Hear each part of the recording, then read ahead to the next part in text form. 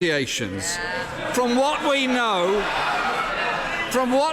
of the government's deal, it's a failure in its own terms. It doesn't deliver a Brexit for the whole country. It breaches... If necessary, I'll say it again and again to members on both sides of the House. Voices must be heard. I happen to know that there are visitors from overseas in the gallery. Let's try to impress them. Order, not merely with our liveliness, but with our courtesy. Mr. Jeremy Corbyn.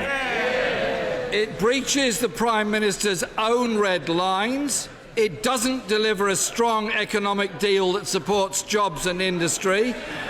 And we know they haven't prepared seriously for no deal. So does the Prime Minister still intend to put a false choice to Parliament between her botched deal or no deal? Prime Minister!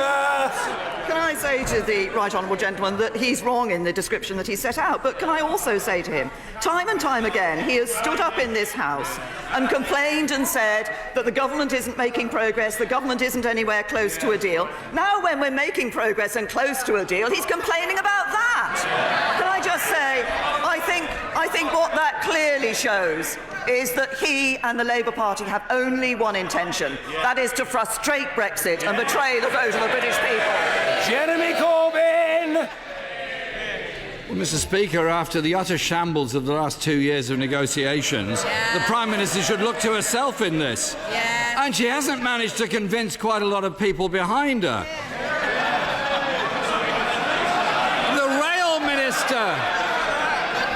The Rail Minister resigned last week, saying to present the nation with a choice between two deeply unattractive outcomes, vassalage and chaos, is a failure of British statecraft on a scale unseen since the Suez Crisis, and that from a Tory MP.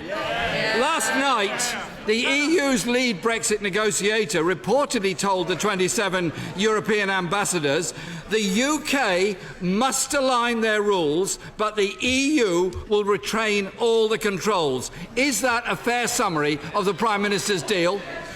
Prime Minister! Can I say to the right honourable gentleman, as I have said all along throughout these negotiations, what we are doing is negotiating a good deal for the United Kingdom. We're negotiating a deal that delivers on the vote of the British people, that takes back control of our money law and borders, that ensures we leave the common fisheries policy, we leave the customs union, we leave the common agricultural policy, but we protect jobs, we protect security, and we protect the integrity of the United Kingdom.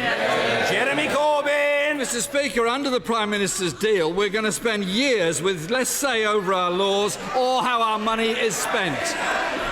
And the International Trade Secretary said last week that the decision to withdraw from any backstop agreement could not be contracted to somebody else. Can the Prime Minister confirm whether under her deal it will be the sovereign right of the UK Parliament to unilaterally withdraw from any backstop? Prime Minister! I say to the right honourable gentleman, there needs to be a backstop as an insurance policy. There needs to be a backstop as an insurance policy, but neither side actually wants us to be in that backstop because we want to bring the future relationship into place at the end of December 2020. And I'm aware of the concerns that there are, that we don't want to be in a position where the European Union would find it comfortable to keep the United Kingdom in the backstop permanently. And that's why any backstop has to be temporary. Jeremy Corbyn! Mr. Speaker, I think that non-answer has confirmed that Parliament won't have that sovereign right. Mr. Speaker, the International Trade Secretary breezily declared he'd have 40 trade deals ready to be signed the second after midnight when we leave the EU. How's it going? Well, with 4 months to go, can the Prime Minister tell us exactly how many of these 40 deals have been negotiated? Prime Minister! We are doing two things. First of all, we are negotiating to ensure that we maintain the trade deals that currently exist with the European Union when we leave the... Order. I'm sorry. It's not acceptable for members to shout at the Prime Minister when she's answering questions. We've been talking recently in this chamber about respect and good behaviour. On both sides, the person who has the floor must be heard. And that's the end of the matter. The Prime Minister. We have been negotiating on two fronts. We're negotiating on the continuity agreements, which ensure that those trade deals that we've been party to as a member of the European Union are able to continue when we leave the European Union. And we have also started discussions with other countries about the trade deals that we can forge across the world once we leave the European Union. But I say to the Right Honourable Gentleman, if he's interested in trade deals, he really needs to sort out the Labour Party's position on this issue. Because originally they said that they wanted to do trade deals around the rest of the world. Now he says he wants to be in the customs union. That would stop him from doing trade deals around the rest of the world.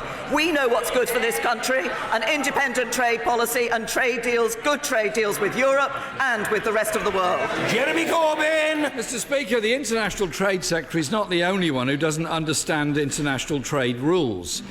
And he's not the only one in the Cabinet. And he's not the only one in the Cabinet that doesn't understand a few things. The Brexit Secretary said last week, and I quote, "I hadn't previously understood the extent of this, but we are particularly reliant on the Dover to Calais crossing." When did the Prime Minister become aware of this absolutely shocking revelation about Britain's trade routes?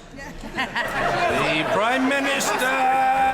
I really have to say to the Right Honourable Gentleman, he stands here and reads out something that says that we don't know about trade policy. We do know about trade policy. That's exactly why we're negotiating the continuity agreements. It's why we'll be taking our place as an independent state in the World Trade Organization. But he wants to talk about different positions that are being taken. What we're doing is delivering a good deal that would deliver on the vote of the British people. We're delivering Brexit. What have we seen recently from the Labour Party? Well, the Labour leader said we can't stop Brexit. The shadow Brexit Secretary said we can stop it.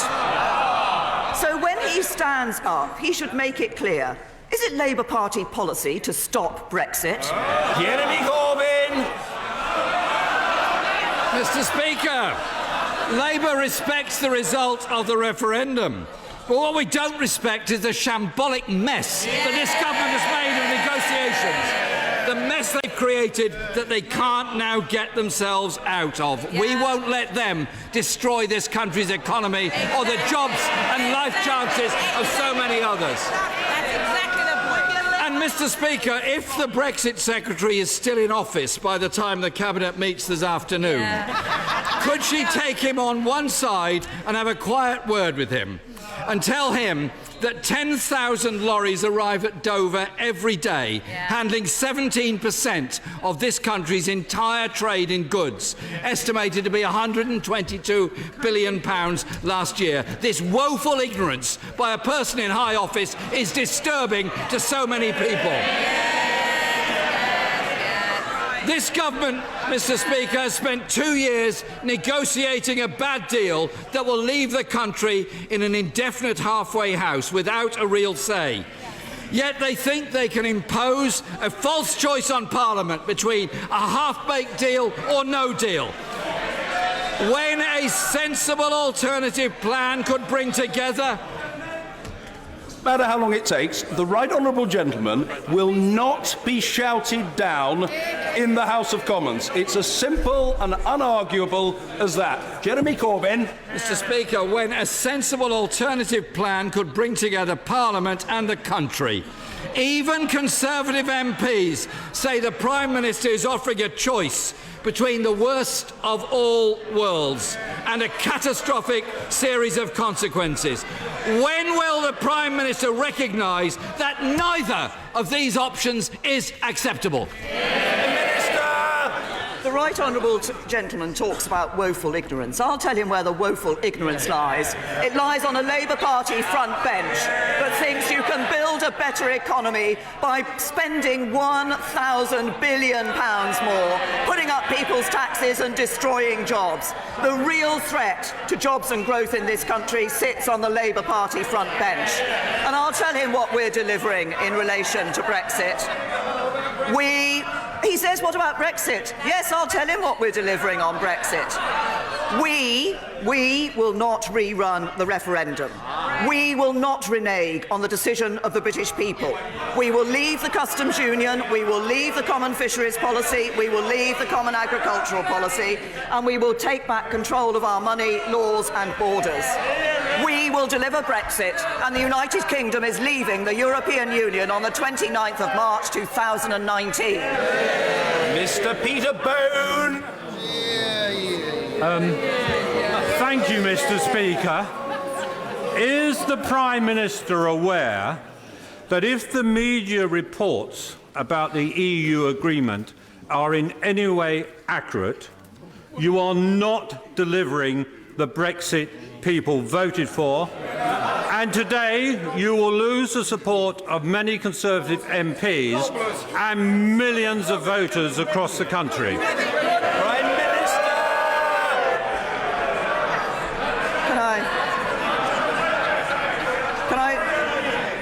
Can I say to my honourable friend, Members must calm themselves. I've often advised taking some sort of soothing medicament, and people may feel better in consequence.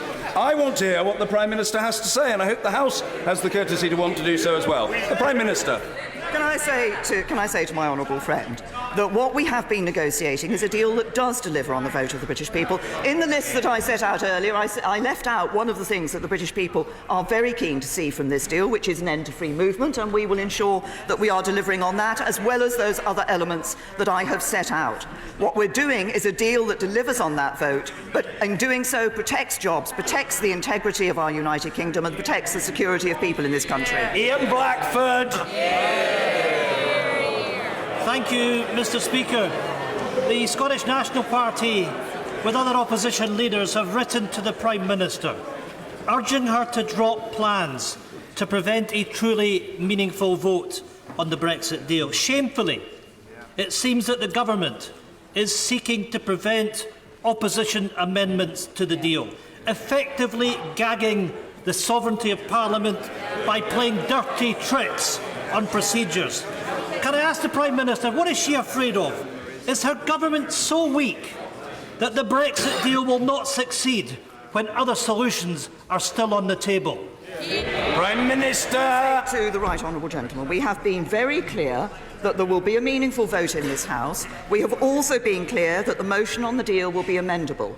But I also say to the right honourable gentleman that I think if you went out and asked any member of the public, when the government brings a deal back from Europe, what do you expect Parliament to vote on? I think they would expect Parliament to vote on the deal. Ian Blackford. Expect Parliament to take its responsibilities, which is holding the government to account and to amend the deal. This Prime Minister is hamstrung, divided, desperate and looking defeated. In a total panic, the Prime Minister has been reduced to playing political games rather than playing fair. Mr. Speaker, this is not a game. The SNP will never ever gamble with Scotland's future. There is only one lifeline left. To protect jobs in Scotland, we must stay in the single market and the customs union. The Prime Minister will not drag Scotland out against its will. If there is a deal to protect the economy in Northern Ireland, why not Scotland? Minister. The gentleman stands up and says that the SNP will not gamble with Scotland's future. I say to him, the SNP gambles with Scotland's future every time it stands up and talks about independence. No Doherty. Thank you very much, Mr. Speaker. Figures released yesterday show that for the first time ever, more than half of disabled people are now in work, including many military veterans. So will the Prime Minister join me in thanking those employers who have signed up to the Disability Confidence Scheme, which has allowed such great strides to be made in this area? Prime Minister. Yes, well, can I say to my honourable friend that, first of all, it is very good news to see more disabled people getting into the workplace, and I'm grateful to him for raising the Disability Confidence Scheme. And I'd like to praise the work of my right honourable friend, the Secretary of State for Work and Pensions, who created and personally championed this scheme since it started back in 2013. As my honourable friend obviously knows, it works directly with employers. It aims to challenge perceptions of what it means to employ a disabled person, and we will continue to ensure that we're giving every possible effort to make sure that more disabled people who want to be in the workplace are able to take their place in the workplace. Chris Elmore. The Prime Minister's likely Brexit agreement will leave our country economically weaker, mean that we take EU rules without any say, and give years of uncertainty for business. Not my words, the words of her latest ministerial resignation, or at least the latest as far as we know. Does she agree with him, and isn't it about time she admitted that there is little to no support for her reckless plan in her cabinet, and even less in Parliament? Prime Minister. The honourable gentleman, as I have said earlier, what we're negotiating is a deal that will deliver on the vote, that will actually ensure that, and the proposals that we put forward in the summer, to ensure that we're able to see that frictionless trade across borders, that free trade area with the European Union, and gives Parliament a lock on those rules. Antoinette Sandbach. Thank you, Mr. Speaker. In 2017, ministers committed to provide visualisations of the rolling stock depot and viaducts proposed in my constituency by HS2. After a whole year of delaying, HS2 are now refusing to deliver on this commitment and ignoring ministers. Will the Prime Minister ensure that within the next week my constituents get the visualisations of the viaducts and rolling stock depot they were promised, so they're able to comment on the draft environmental statement? Prime Minister! My honourable friend, I recognise the concern that her constituents have raised about this issue, and indeed would like to thank her for the hard work that she has undertaken in order to campaign on this issue on her constituents' behalf. I understand that my right honourable friend, the Transport Secretary, is aware of this issue. He is urgently looking into it, and I would encourage my honourable friend to continue to engage with the Transport Secretary on this matter, so that to ensure that her constituents get what they were promised. Marion Fellow. Mr. Speaker, post offices are closing in their hundreds as postmasters struggle to make a living on the contract introduced by this government. Through its North Star initiative, the publicly owned post office is aiming for £100 million of profit by 2021, while postmasters' pay has declined by £107 million since 2012. Will the Prime Minister take action now to save our post office network and intervene to ensure postmasters get a fair rate? Prime Minister. Can I say to the honourable lady that obviously we have seen a change to our post office network across the United Kingdom, and that has happened as people's pattern of behaviour in relation to these matters has changed. And I'm sure the post office is making decisions that they believe are right for local communities to ensure that the services are there where they are needed. Reductions in business rates will help thousands of small and medium-sized shops, restaurants and pubs in our town centres. Will the Prime Minister commit to continue to work for fundamental reform of local business taxation so that our local shops and businesses of all sorts can compete fairly with the online giants? Prime Minister. Can I say to my honourable friend that to thank him for raising the fact and referring in this House to the fact that we are raising the change, we are changing business rates and bringing in those changes to help local businesses. But we are determined to help local businesses, and that's why we're also working to implement reforms to make the system fairer and more effective. That will include 3-year evaluations, removing the so-called staircase tax, and with the new check, challenge and appeal system. And we're aiming to increase the local share of business rate receipts to 75% from 2020-21. And in relation to future taxation, I can assure him we will, of course, continue to keep it under review. We're streeting. Thank you, Mr. Speaker. The brutal murder of a mother in my constituency, shot in the back with a crossbow in front of her family just 4 weeks before she was due to give birth to her baby, has shocked to the core people up and down our country. I know I will speak for every member of this House, Mr. Speaker, in expressing our deepest condolences to the family and our best wishes to the baby for a speedy recovery. Given that these weapons, like the crossbow used to kill my constituent, are readily available for sale online, can I urge the Prime Minister to look urgently and seriously at expanding the ambit of the Offensive Weapons Bill so that we can toughen the scope of the laws governing the sale, the possession and the use of these deadly weapons? Prime Minister. Can I say to the honourable gentleman, he has raised what is a terrible and tragic case in his constituency, and as he has said, the thoughts of the whole House will be with the victims' family and friends, and our deepest condolences go to them following this terrible attack. Crossbows are subject to strict controls, but we do keep the legislation under review, and we will consider the risk that such weapons pose to public safety and whether further measures are needed. And we will, of course, look at that in the context of the legislation we're bringing before the House. Shelbrooke. Thank you, Mr. Speaker. When we're in agreement that the government has invested millions in the railways in this country, but when my constituents are still suffering from chronic overcrowding on carriages, that it's incumbent upon Network Rail to deliver projects on time so that new rolling stock can quickly be put into place to alleviate their overcrowding. Minister. Well, can I say to my honourable friend, he's highlighted the fact that we are delivering the biggest rail investment programme since the Victorian era. I think he said we're spending millions on our railways. Actually, we'll be spending nearly £48 billion on modernising and renewing our railways. That will deliver better journeys, it will deliver fewer disruptions. But he's right to say that it's absolutely vital that Network Rail delivers their projects on time. I'm told that Northern's new rolling stock is currently planned to serve lines from June, July next year. But I know my honourable friend has been campaigning excellently on this issue, and I'd encourage him to continue to do so. Von Favar.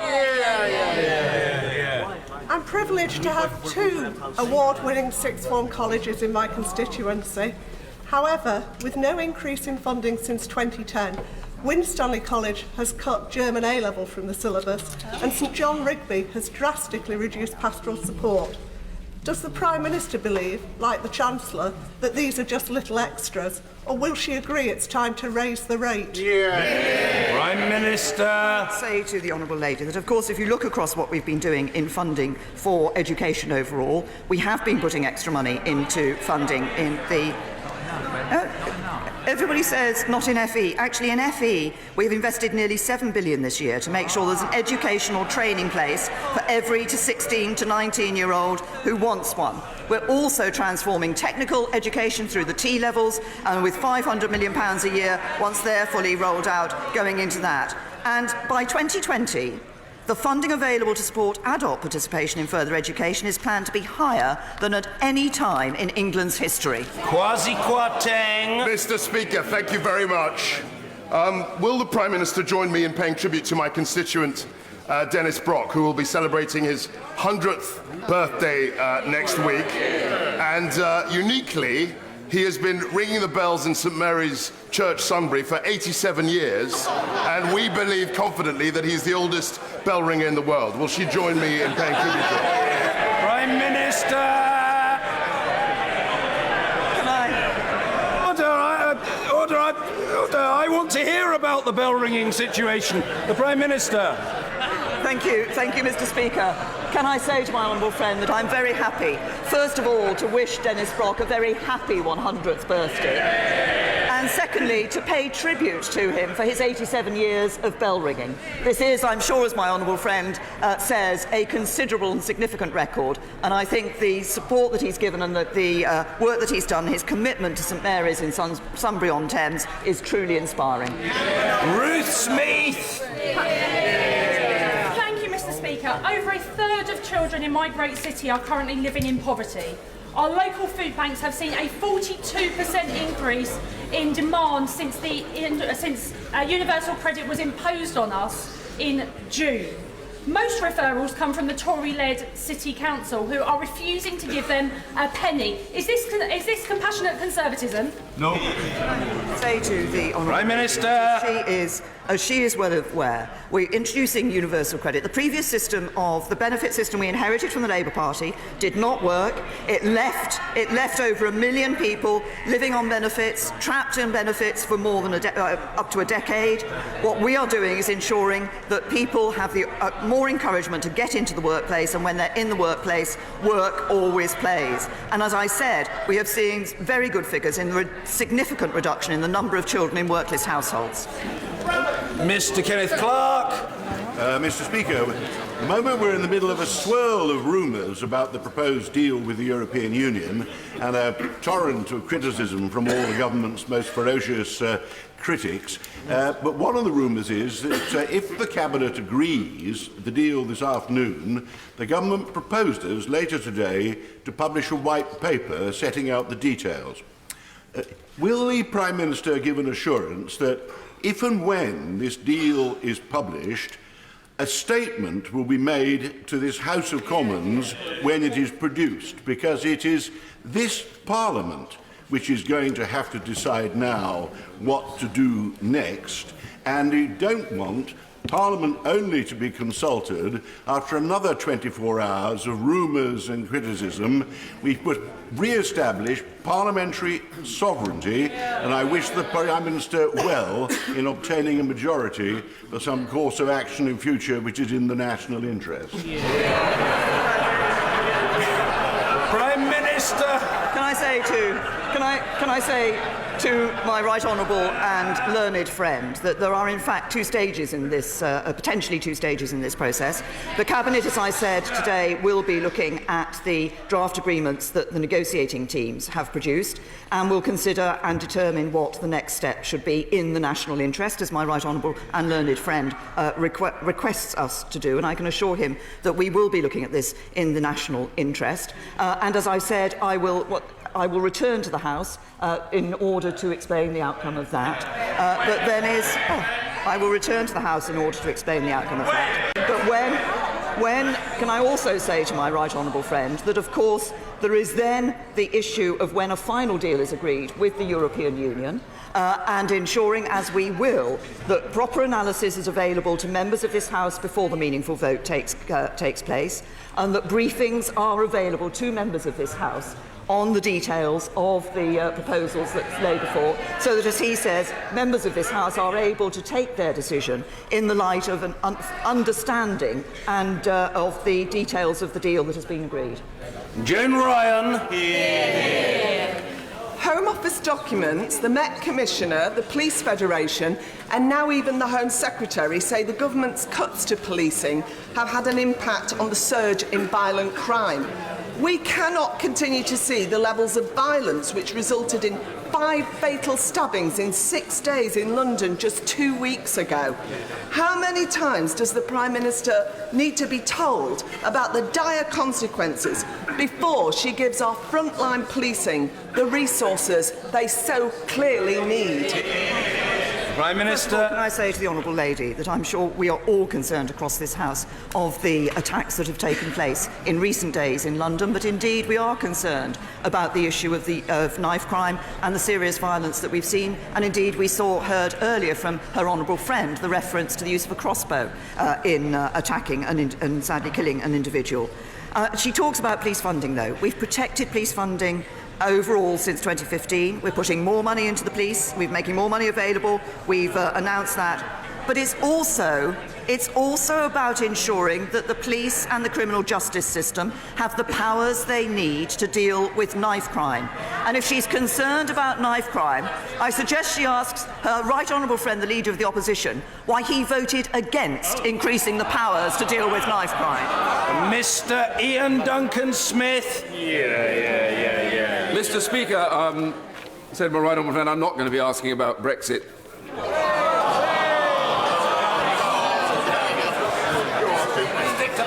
For now, but can I say to her that I was enormously proud of my government for agreeing to lower the stake on fixed odds betting terminals to £2 because they have caused endless harm, terrible damage to families, and it was the right decision. Since then, there has been a hiatus about the date in which this would start. Can I ask my right honourable friend, Is it a reality that now that we have put down an amendment, that the government will accede and that we will get this process started on the 1st of April next year? Prime Minister. Can I say to my right honourable friend, I know he has campaigned on this issue with a passion, because as he says, this question of the maximum stake for fixed betting terminals is one which does have an impact on vulnerable people, as well as their families and loved ones. And I recognise the strength of feeling on this issue. I know gambling addiction can devastate lives. So our priority is making sure that this change delivers the results we all want to see. We are listening to the concerns being raised by colleagues, and if my right honourable friend will have a little patience, I can tell him that my right honourable friend, the Culture Secretary, will set out further details later today. Mr. Ronnie Campbell. Thank you, Mr. Speaker. The Institute of Fiscal Studies has indicated that by the year 2020-22, child poverty has risen from 30% to 37%. Right. When any government who treats its people like that's not worth its salt. Yeah. But I suppose this government never had any salt anyway. Yeah. Shouldn't the government be ashamed of itself, allowing this situation to develop with children? Yeah. Can I say to the honourable gentleman, what we have seen under this government is absolute poverty reducing to a record low. We have also seen, as I've referenced earlier, significant reduction in the number of children in workless households. When you look at the figures, actually 3/4 of children are taken out of poverty when their household moves from being a workless household to a household with work, which is why the changes we are making to ensure that our benefit system, our welfare system, is one that encourages people into work and makes sure work pays, are the right changes. Julia Lopez. Thank you, Mr. Speaker. Former New Zealand High Commissioner and experienced trade negotiator Sir Lockwood Smith told our International Trade Committee, if you remain bound to the EU's regulatory system, you will not be able to have a significant global trade strategy. Will my right honourable friend advise if this might be one of the prices to pay for her Brexit deal? Prime Minister. No, it is not one of the prices paid that she refers to. We will be able to still strike those trade deals around the rest of the world, and I'm pleased to say, as I said earlier, that there are a number of countries that are not just expressing an interest in that, but as we've seen and as I saw 2-3 weeks ago, countries like Japan and Vietnam and Australia keen that we should talk to them about joining the CPTPP. We specifically looked at our ability, under the proposals we put forward, to strike those trade deals around the world, and we will have an independent trade policy. We will be able to strike those trade deals. Liz Saville-Roberts. Diolch yn fawr.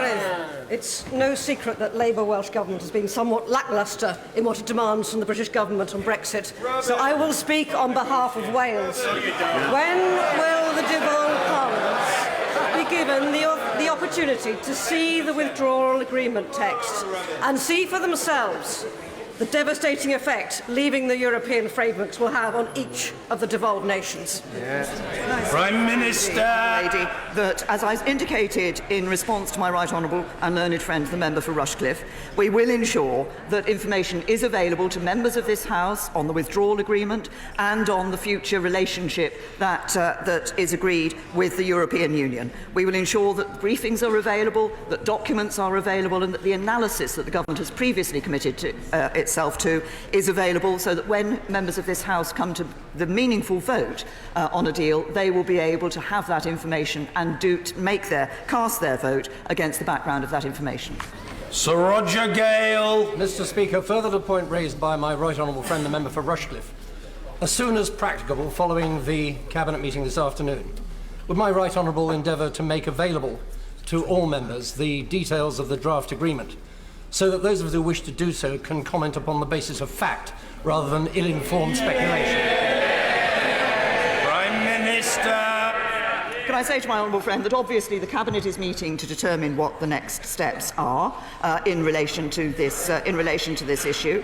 That if this is a deal that is then taken forward for further debate and negotiation with the European Union, I believe it is the intention to ensure that the details of that deal are made public so people can look at the facts.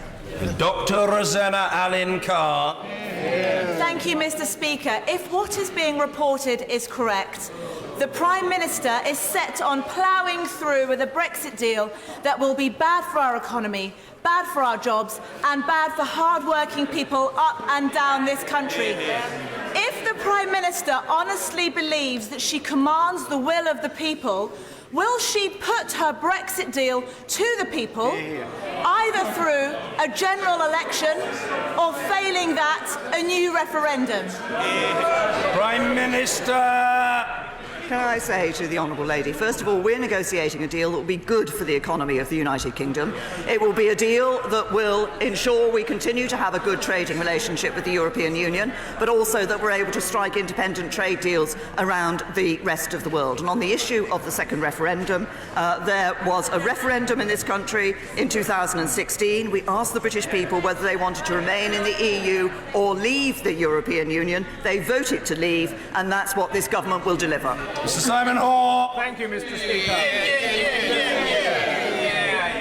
This morning, an incredibly well-attended AGM of the thalidomide APPG took place.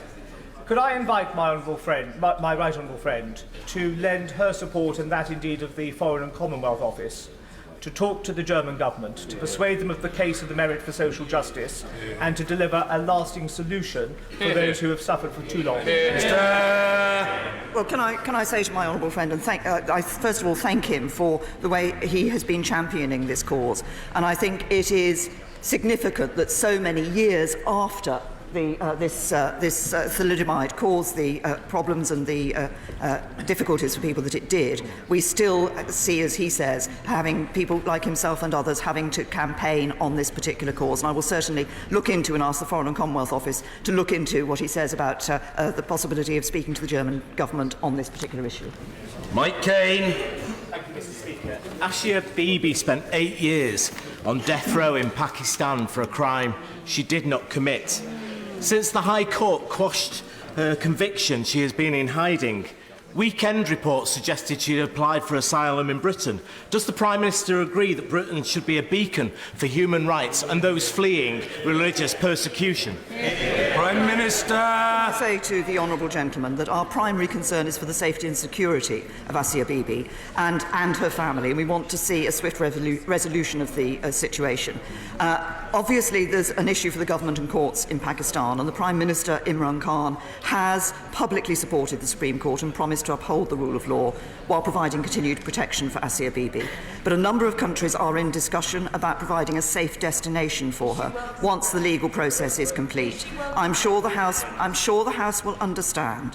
Given the sensitivity of this case, it wouldn't be right to comment on the details of those proposals at this stage. But we remain in close contact with international partners to ensure Asia Bibi's long-term safety and her interests. In Vickers. Thank you, Mr. Speaker. The Prime Minister confirmed earlier that we will indeed be leaving the common fisheries policy, which is very welcome, but she'll be aware there is still considerable concern within the industry. Can she give an absolute assurance that it will be for the UK and the UK alone to determine who fishes in our national waters after a deal is signed? Prime Minister. I reassure my honourable friend that we will become an independent coastal state, and it will be the UK negotiating on the UK's behalf in terms of access to UK waters. Kate Hurley. Speaker, the Prime Minister will know that back in 1965 there was a neighbourhood agreement between Northern Ireland and the Republic that each could fish in each other's 6-mile water. 2 years ago the Irish Republic reneged on that.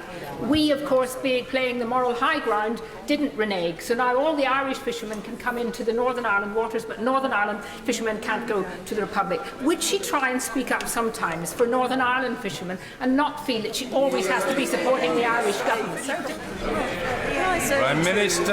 Right Honourable Lady, that consistently throughout these negotiations, one of the issues I have had at the forefront of my thinking has been the people of Northern Ireland. She raises a specific issue about fishing, and I'm happy to look at the specific issue of the 6-mile waters that she has referred to. We will become an independent coastal state, as I've just said in response to my honourable friend, and we will ensure that it is the United Kingdom that is negotiating on behalf of the UK for access to UK fishing waters. But the people of Northern Ireland are at the forefront of our concerns in relation to the deal that we're negotiating. The Prime Minister is to be commended for initiating her race disparity audit, which showed, amongst other facts, that traveller children have the worst educational, health and employment outcomes of almost any group.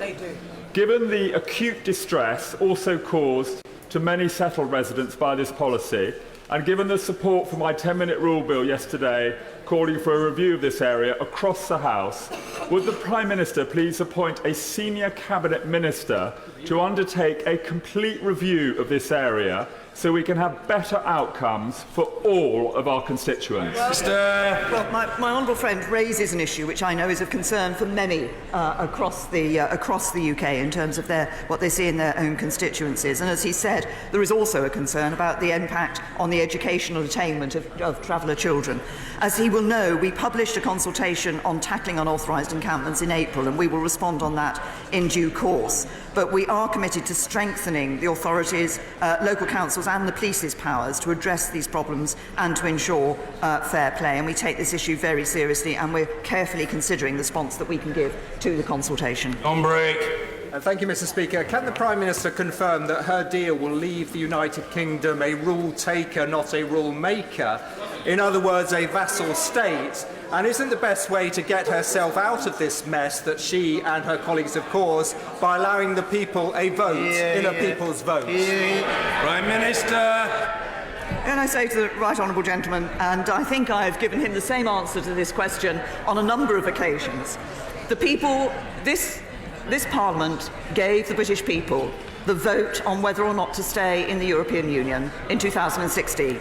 The British people voted, they voted to leave, and it is this government that will deliver on that vote and deliver Brexit. Order. Oh, very briefly, yes. Point of order, Liz Kendall. Following the question by the Right Honourable Member from Rushcliffe, can you advise members, Mr. Speaker, whether you have had any indication about when a statement will be made on the apparent withdrawal agreement that has been agreed with the EU?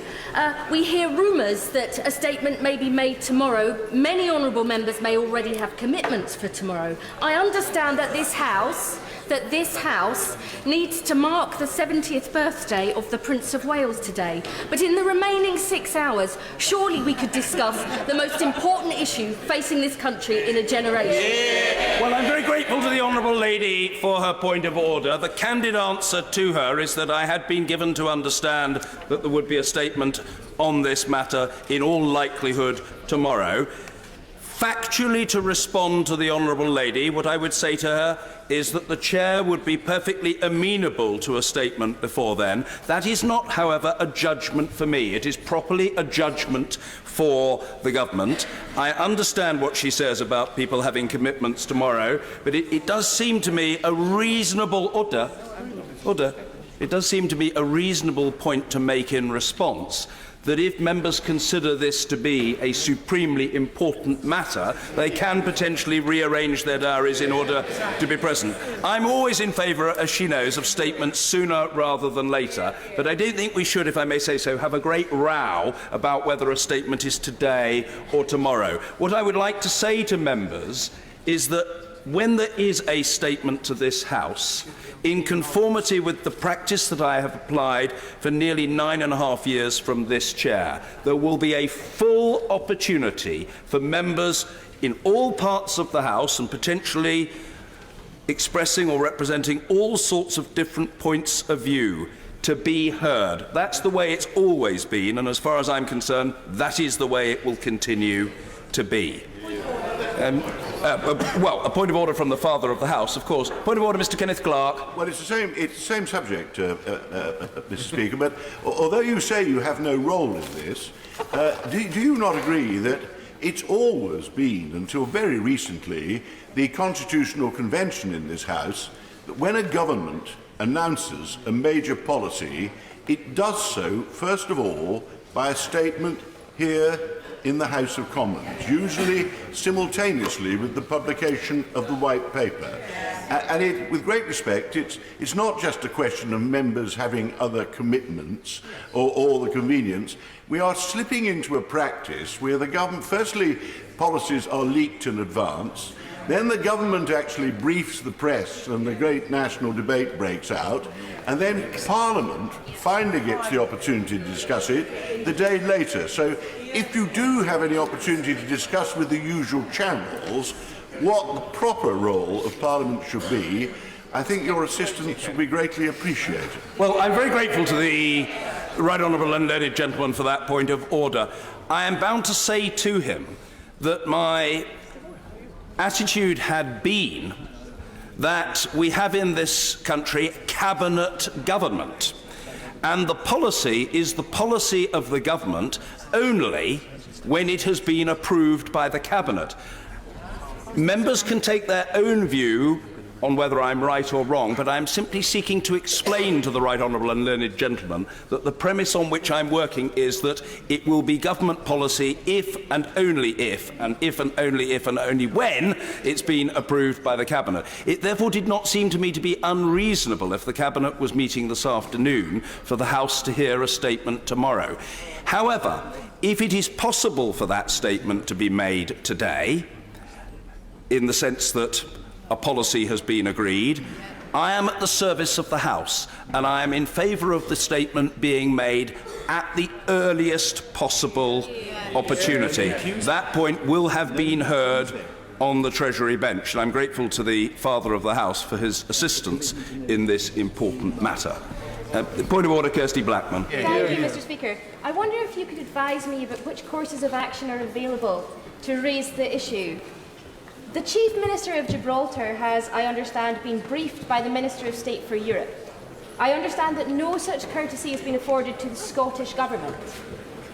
Mr. Speaker, how do I bring a minister here to ask why the Scottish Government has not yet seen the final deal, but Gibraltar has? There may be an opportunity for an exchange later in the day. The Minister for the Cabinet Office is perched as though he's about to leap to his feet with alacrity to respond through me to the honourable lady. Minister Liddington. If it will help the honourable lady, I had a very constructive meeting with the First Ministers of both Wales and Scotland last Friday morning, where we discussed the progress of negotiations as they were at that point. My right honourable friend, the Prime Minister, will, when the Cabinet has taken a view and come to a decision about what has been agreed provisionally between negotiators, talk directly to the First Ministers of Scotland and Wales, because it is quite right that they should be fully briefed on what it is that the Cabinet has decided. Thank you. Oh, very well. I hope it's not vexatious. I hope it's not a point of frustration, Mr. Doherty-Hughes. Point of order, Mr. Martin Doherty-Hughes. I wouldn't be frustrated at all, Mr. Speaker. Especially not in here. 1 year has now passed since my constituent Jagtar Singh Johal has been arrested in India with neither evidence nor a witness placed before a court of law, and report of torture placed before the United Nations Rapporteur on Torture. I have raised the issue to you previously, Mr. Speaker, seeking ministerial responses to both letters to requesting meetings with the Foreign Secretary. A commitment was given the last time I raised this on the very floor of the House. Can you assure me, Mr. Speaker, that the new Foreign Secretary, while I'm standing here and my constituents' brothers in the undergallery, that commitment could be made either through a statement to the House or by me writing to the Minister directly yet again, as I have done already? Well, I'm sorry that it is necessary for the honourable gentleman repeatedly to write to ministers on this matter, and it's obvious that he's dissatisfied with the response or lack thereof.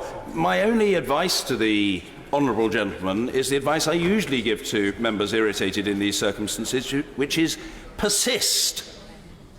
Persist, man. Persist. And the honourable gentleman is a dexterous and adroit parliamentary performer, and he will know the instruments that are available to him. And if he believes, as I rather imagine he does, that the matter is urgent, he may wish to deploy a procedure that might give him a chance of raising the matter with a minister in the chamber on that basis.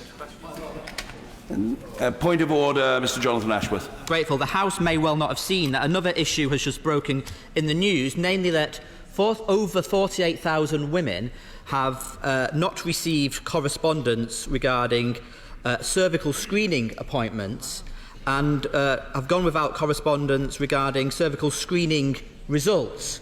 500 of which apparently concerned abnormal results. This is the latest failing of Capita, and Capita should lose this contract and the service should become in-house. The previous Health Secretary, the current Foreign Secretary, would routinely update the House on these types of matters. Has the Secretary of Health given you indication that he's going to come to this House and update the House so we can ask questions on behalf of our constituents? The answer to the Shadow Secretary of State for Health is no, but I would very much expect that the House will be addressed on this matter very soon, certainly within a matter of days. And the Honourable Gentleman, in common with the Honourable Gentleman, the member for the Scottish National Party, to whom I replied a moment ago, is well versed in the instruments available to him, and if he doesn't get a statement, or in lieu of a statement, and as a reserve mechanism, he knows that he can seek to raise the matter on an urgent basis, and the Chair, on I think 528 occasions over the last 9.5 years, has judged that a matter is urgent, whether the government thinks it is or not. Point of order, Mr. Nigel Dodds. On a point of order, Mr. Speaker, given the very clear decision of the House yesterday in relation to the publication of legal advice and the reported very worrying comments of the Attorney-General in recent hours, can you ensure, Mr. Speaker, that the advice will be brought forward in a very timely way?